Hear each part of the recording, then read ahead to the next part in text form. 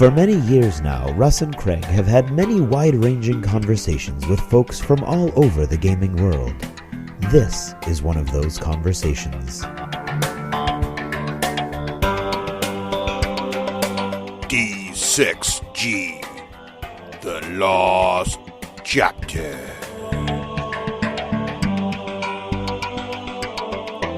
So, Craig, it's almost time for March, and you know McDonald's has the Shamrock Shake, but here at Dunkin' Donuts, I just like to eat any green-shaped donut. That's pretty much what I think didn't we already discuss this last time we were in the subgalactic Dunkin' Donuts? St. Patrick's Day is upon us, and hey, Craig, who are those guys over in the corner there? They're all wearing Weta t-shirts. They're all geared up. Oh man, is that? Hey, gentlemen, can we join you at the table here? Is that okay? Is that cool? Yeah, man, jump in. Excellent. So I think is this Joel, Leonard, and Leri? You guys all work at Weta Workshop, and you're somehow in sort of the what are you doing here in Dunkin' Donuts? Do you guys actually have Dunkin' Donuts in New Zealand? Is that a thing down there, or over there, under there? Exactly where we live. It's in the airport, and so it's a funny thing. Like when we want to have Dunkin' Donuts, you have to go with the second person, and you kind of drive up. One person jumps out, runs in and buys a donut. The other person takes the car around the loop, and then by the time they come back around, you just jump back in the car, and then you enjoy your Dunkin' Donuts on the drive. Hey, no, is it true? Wait a minute, Larry. You can't fool us. That wasn't a New Zealand accent. That's true. Yeah. Caught me out. I'm a Californian. I'm one of those places in California. Wow, there you go. No, Who is cast adrift and then washed ashore in New Zealand. Yep. I picked another earthquake-bound country. I left one earthquake place to go to another crazy earthquake place. I'm already learning things. I'm ashamed to say I know very little about New Zealand, except that, what is there, and that's where they filmed a lot of Lord of the Rings stuff. Other than that, I know very little. So I didn't know they had they had earthquakes down there. See, that's how uneducated I am. Except for that giant one that they had that was all over the news just a few years ago, which I'm sure just slipped your mind. I'm sure. It would, these things happen. So let me ask you guys this. So just real quick for our listeners, what do each of you guys do at Weta? Joel, what do you do? So I'm a 3D artist in our 3D department. Nice. And so I suppose I just turn designs into manufacturable pieces mainly for movies. So I love all I do. I love when you guys minimize what you do. I just take these ideas and make them into concrete dreams. No big deal.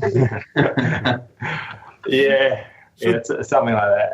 So Joel, other than we know you're working on giant killer robots, but we'll talk about that with you on the main show. What kind of cool movie pieces have you made? For movies that our listeners might know. Like what thing have you made that someone might have seen on the silver screen? Probably my favorite thing I've worked on would be Ghost in the Shell. Ooh. That's looking mighty good. It is. Yeah, so I got quite a lot of work on that, which was cool. Got to work on quite a few hero pieces, and I had a lot of fun doing that. Did you at any time get to work on Scarlett Johansson's body? That's mainly all I worked on. See? it sounded dirty, but if you've seen the previews, you knew exactly what I was talking about. That's awesome. So in the trailer, when you see her being pulled apart and all the skeleton on the inside, it's in the trailer. So that's basically what I was working on, was that skeleton with a couple of other guys. Yeah, so for those of you not here in Dunkin' Donuts, you just saw Joel get evil looks from Leonard and Leri, but that's why he clarified. It's in the trailer. I'm not giving anything away, people. Right? So got to be careful. Yeah. Right, you got to be careful. The legal people aren't in Dunkin' Donuts, though, so we can say whatever we want. Right. It's fine. That's right. They're not allowed. Right. Now, Joel, when you're watching a movie and you see your work up there, does it give you an added thrill to be able to say, in your head, or do you elbow the person next to you, that skeleton was all me? I'm sure it will get like that when it comes out, but I mean, I've only had the pleasure of seeing the trailer so far. Right. None of the other movies I've actually worked on have gone live yet either. Oh, so you're that's right. Okay. So I'm Joel, still waiting for the first one. Of the three of you, then it sounds like Joel, you're the newest. You're the newest addition. You're the most junior member here in terms of tenure. Yeah. What about you, Leonard? I'm a few years younger. Oh, cool. So Leonard, what about you? What do you? So just to set the baseline, the junior member just spent a bunch of time working on Scarlett Johansson's body. Okay, Yes. moving on. Yeah. Moving on. So Leonard, how about you? What exactly do you, and what are some cool things, or what are some cool projects you've had the pleasure to work on there? Sorry, me? Yeah. When I started Weta, I worked on the Hobbit, and I was in the sculpting room, which is great fun at the time. And I shouldn't say great fun at the time; it's still a great place to be. But yes, but now I'm head of department for collectibles on the floor. So I manage the all of our merchandise, collectibles stuff through the various departments, working with the guys in the design room, sculpting room, 3D paint shop. And so I spend my days making toys. Nice. So you make the toys that if we go online to buy the Sting replica, for example, that would be some of your handiwork, or you'd be involved in that process at least? Well, when I say toys, I really mean high-end collectibles. Right. Yeah, but more. Those would be Peter Lyon's department, who's the sword master here at Weta. But if you wanted to go buy Minas Tirith or Grond or a little tiny hobbit hole in polystone, got it. Nice. I probably had a hand in those. Nice. Well, I would have had a hand in those. Now, when you were working on the Hobbit, what kind of little bits did you do? What did you have your hand in that people might know or recognize if they were to see the film again? Well, there was all sorts of stuff that came through, and it was quite a frenetic time. So one day you'd be working on. I was working on Dwalin's mitts because we had to do some replacement mitts, and those are they're essentially long silicone gloves that the actor would pull on to give him some meaty dwarven hands, complete with tattoos and all the scars and everything on them. So I worked on those. The next day I'd be doing some goblin skins when we were going to have the goblins as actors in silicone suits. So I'd be spending the day making big sheets of clay and sculpting little pussy boils and that sort of thing and scars on them that would then be turned into big sheets of silicone. And the next day could be sculpting up a helmet for an orc. So there was all sorts of things going on. It was an insane time, but it was just great fun. Oh, neat! That sounds awesome. Now, Leri, how about yourself? I mean, what exactly do you do? What have some of the more memorable projects you've been involved with? I guess my first film to come out was District 9. Mm-hmm. So that would be awesome because it was. I liked the movie, and so it was really nice to kind of like work on something that I was kind of proud of at the same time. And I won't lie, I have those ticket stubs. I have a shoebox at home where all like important things go, and those ticket stubs for my very first movie to come in the theaters was District 9. How could you not? Yeah, exactly. Yeah. And then I went on to work on a movie, Avatar. Mm-hmm. And then after Avatar, I worked on Elysium, another Neil Blomkamp movie. Yep. And then George Miller's right over in Australia, so we worked on Mad Max. Oh, cool. And then after Mad Max was Chappie, and then most recently Ghost in the Shell. And nice. So, most of my thing is sci-fi as opposed to like swords and fantasy stuff. So I've done mostly like sci-fi type stuff. That's cool. I was going to ask that because I noticed I caught the trend there that you were mentioning movies that were less fantasy and more sci-fi. Do you guys have expertise? Is that how you guys are organized over there? Is it like some people are, they just grok, sci-fi type stuff where other people are really more into swords and shields, or is it divided that way, or is it just different people are good at different things depending on the topic? Well, usually in concept design, and in some ways it's like we work quite collaboratively as a team. Mm-hmm. But generally what ends up happening as a director or whoever's making the final decisions on what the visual look, either production designer or whoever it may be, they'll start picking certain people's artwork just because they're getting a better resonance with the director. Mm-hmm. And so I think it's probably just that, when I draw fantasy stuff, it's just not as good as, some of these other really, really amazing artists here that, like Frazetta level artists that can pump out amazing fantasy stuff. So it's really just sort of that kind of thing, I think. But when it comes to sci-fi stuff, I don't know. I guess I just managed to be a little bit better than the other guys. Yeah. Yeah. But it's not really like they necessarily divide us up like that. Everybody kind of has a go, but it just kind of like evens out over time. I get it. Okay. Gotcha. Yep. Kind of works out. That's very cool. Do you have anything? Do you guys get to keep some mementos other than your movie stubs? Like, do you ever get to like that can admit to? I've got one of the copies of the One Ring because they made like 50 of them or something. You know, lying in your basement. Is there anything like that lying around? Well, for me, it's easy because that's my job. It's making little mementos. So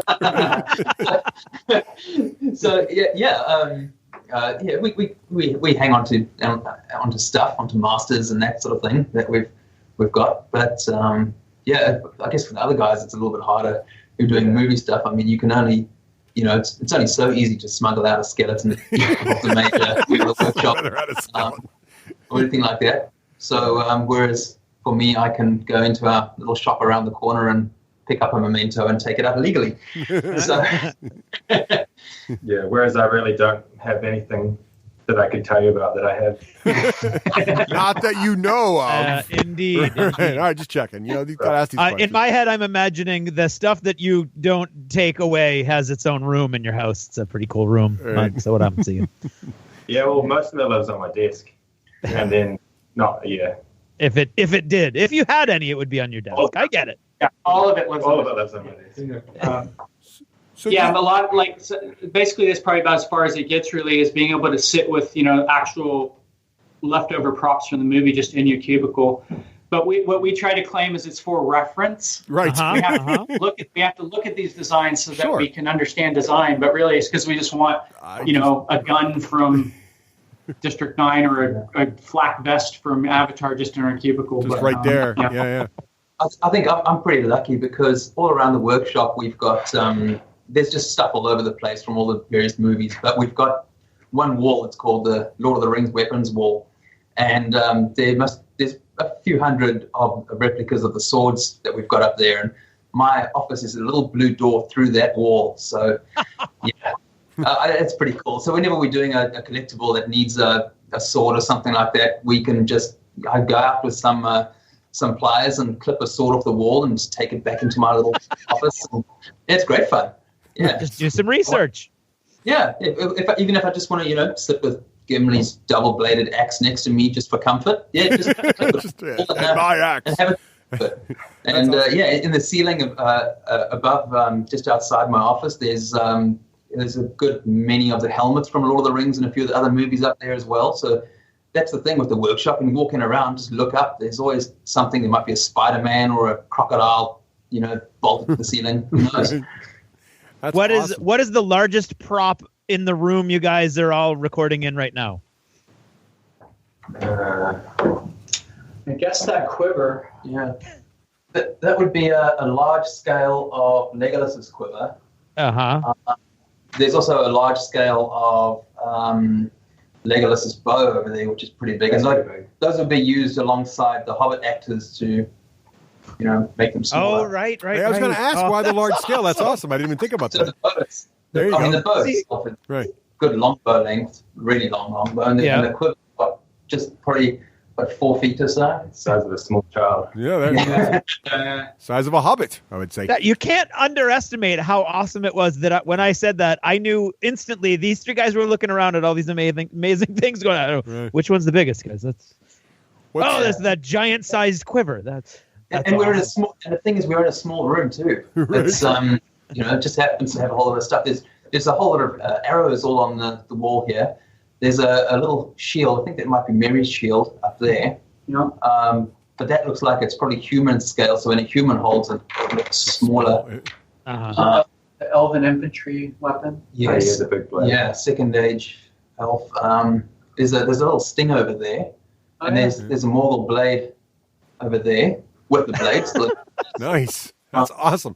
See, this is really the dream job. So how do you describe your job? So when you're talking to people like us who are total nerds, we, of course, just think this is amazing and it's a very simple thing. But if you're at like a very high-class dinner party and someone asks you, what do you do for a living? So how do you sort of describe your job to like normal folk, non-geeks who really don't really know or understand maybe what you do? How do you kind of pitch this?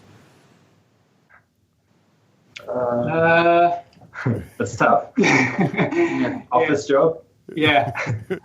Well, I just say I make collectibles of the various movies that we're involved in. So That's usually pretty easy. People understand what merchandise is nowadays, and what role it plays in movies, and so it's I have a bit of trouble, to be honest.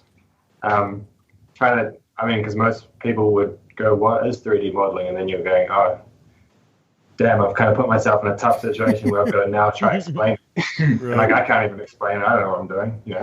Well, I do, but you try to explain it, and you're like, "Oh, well, I'm moving these things that are made up of squares and triangles, and trying to, I suppose, build something." And they're kind of going, "Oh, I have no idea what you're talking about." Right. So I normally try to just avoid that question, to be honest. Right. It's hard to answer without showing people things. So even though it's hard to describe, would you describe what you do as your dream job? I mean, to me it sounds like it, but then again, sometimes from the outside things look amazing, and you're like, well, there's things here that aren't. It's just that it can be tough sometimes. Do you think it's a dream job? What do you love about your job? So what makes it a dream job working at Weta? Beyond the source material and knowing you get to play with stuff that if you're a sci-fi or fantasy fan, that's awesome. But what makes it really an amazing place to work? It definitely does involve the stuff you're working on. Because a lot of enjoyment comes from just the fact that what you're working on, you are often interested in, and so you try a lot harder because you're kind of on the line for making this cool thing that everyone wants to see. But there is also, I enjoy the challenges of 3D modeling. It's never as simple as it should be, and there's always a lot to solve, especially going from designs to physical 3D items that need to go back together in parts. That's probably my main thing. It's just the challenge of interpreting a good design and letting it still carry on into a 3D object. Yeah, I really enjoy it because we do so much different stuff here. So and also doing what I do allows me to keep my hand in this doing 3D as well. So I don't just use plastic and clay and stuff. I also do a bit of 3D work. So like when I built Minas Tirith, I used 3D to do a lot of the buildings on that. But then once those little tiny buildings were printed, I put them onto clay and MDF structure that built up the building. And when my co-worker and I, Dave Tremont, when we built Grond, it was I built the beastie himself out of digitally, and Dave built the gantry in the traditional way with just using plastic and wood in that, which he's an absolute master of. And so it's pretty cool just being able to use different things as well. It's just, and we're not in my department. It's very rare when we're only dealing with one thing. It's we've got so much going on, whether we're doing little tiny giant killer robots or a character on a horse or a little tiny hobbit hole. It's they go through all scales and sizes, and each one's pretty special to us. Cool. Very, very cool. Awesome. That's awesome. So obviously, Weta is a very unusual place to work, and you all around props. You're doing crazy, interesting, just very unusual things. But what is probably the most normal thing about working there? Like, what's some of the mundane stuff that is there that most people don't know about? Or is there anything normal? Is it completely wacky every day? No. It's I think. Speaking as someone who's a fan of Lord of the Rings, and that the first time I walked through the halls of Weta, which some people who get the exclusive guided tour are lucky enough to see as outsiders, you walk through with your eyes on stalks, because there's just, if you're a big fan of the movies, you're walking past elven armor and goblin shields and all manner of other things all around the workshop. When you've been here for a few years, you kind of, I wouldn't say get blasé about it, but you get used to looking at those things. So normally the things that then pique our interest are what's on people's desks, because that sword's going to be there and it's been hanging there a long time, but on someone's desk is this amazing looking helmet from it could be a sword and sorcery type movie, or it could be a sci-fi movie with a whole lot of cables coming out of the back of it, and all sorts of integrated electronics, or it could just be some prop like a gauntlet or a bit of footwear that just looks really interesting. So but you're just looking at those things, and the thing is, the reality is it is the job, and so you go back to your desk and you focus on what you are there to do and work on. So it's there's a lot of interesting stuff all the time, and it's hard to describe to people when they think that it is wacky in that, but there's a lot of time where your head is down and you're really focused for many hours on end getting your project that you're on in under time, under budget, and so that it looks absolutely awesome, so that when the director gets it, or in my case the end purchaser, the collector gets it and unwraps it, you want them to, no matter who they are, open that product and hopefully have their breath taken away a little bit, and like thinking, wow, the guys that worked on this have done an amazing job. They put a little bit of their soul into it because they love what they do. Very That's cool. awesome.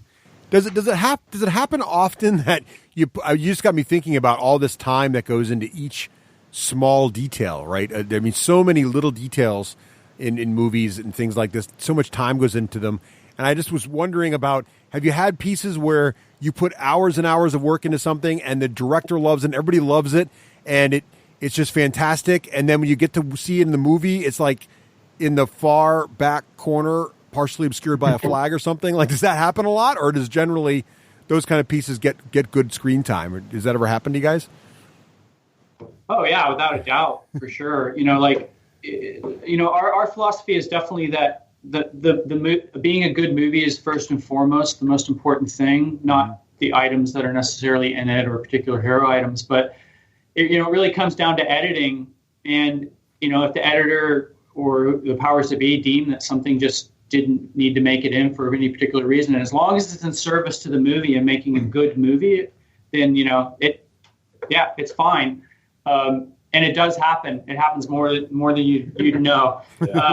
Filmmaking, I don't know if it's a secret or a dirty little secret, but it's a very wasteful, very, very wasteful process in terms of the amount of money being spent, energy kind of put in towards things that basically could be, I don't know, probably managed a little bit better.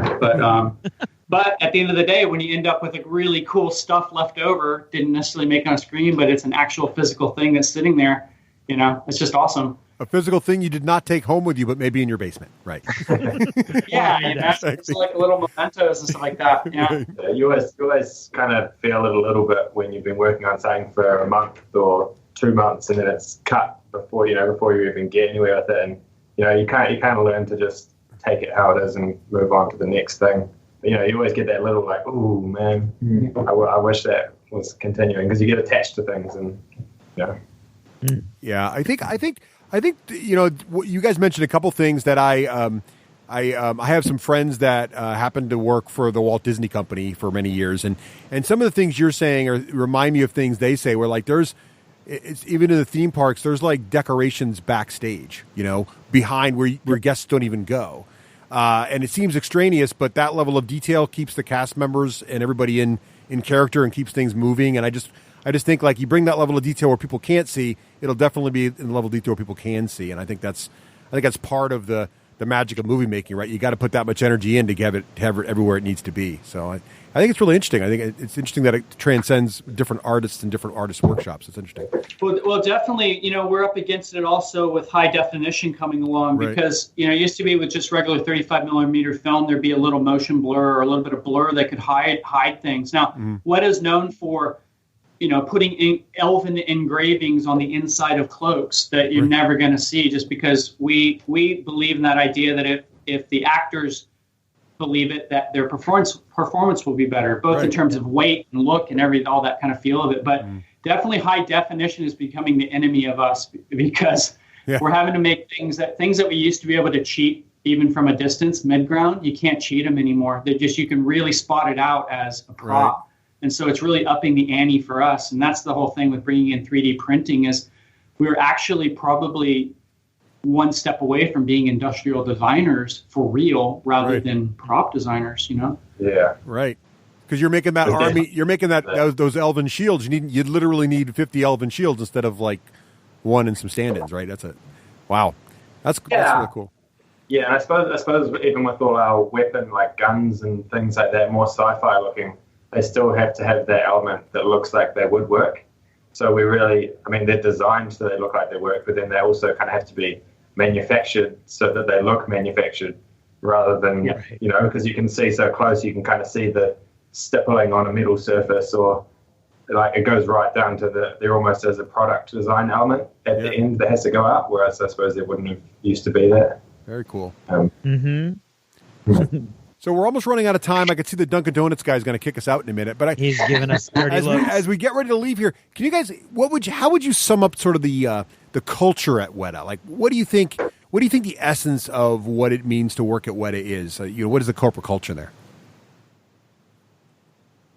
Well, the main thing is just we've got to run T-shirts and it's be creative and make cool stuff and that's just something that we do is that you've got to make stuff that you want to make. As in, I shouldn't say it like that. You can't just make stuff. You're making stuff for a purpose, but it's you're making it as awesome as possible because you want to say I made that. Right. Very cool. I think it's probably just passion. That's just it. It's people just a passion for creativity in a way, because you certainly don't work here if you want to make money. That's for sure. Everybody. I wouldn't say it's a pathway to being wealthy by any stretch of the imagination. So if you're here because you love what you're doing. That's awesome. Now, we always hear from folks who are doing, jobs that everyone else would consider dream jobs. Once it becomes a job, it's still a job. There are days you don't want to go to. Are there days you don't want to go to Weta Workshop? Yeah. I'm having a hard time imagining those days as a public school teacher, but I'm sure you have them every now and then. But usually it's around. We have a 10-hour workday. Okay. So So it usually goes into 11, 12. Take your pick. And then when a movie comes along, it's not unheard of to be here 15, 16 hours. So when you want to go home, it's usually just a recharge. It's just usually you're just tired and you just kind of need a break. And these movies don't make themselves, is what you're saying. Right. It's not a glamour job. Right. They don't make themselves. Wow. Although I'm sure there's a lot of studios and producers wish they did. A lot of actors be out of work, though. That'd be bad. That's gentlemen, thank you so much. We're glad we're able to catch you here. I know you got a big Kickstarter going on, and of course, there's some movie or something you're probably making. So thanks again for taking the time to join us here today, and we look forward to talking to you in the main show in about a week. Thank you, gentlemen. Awesome. All right.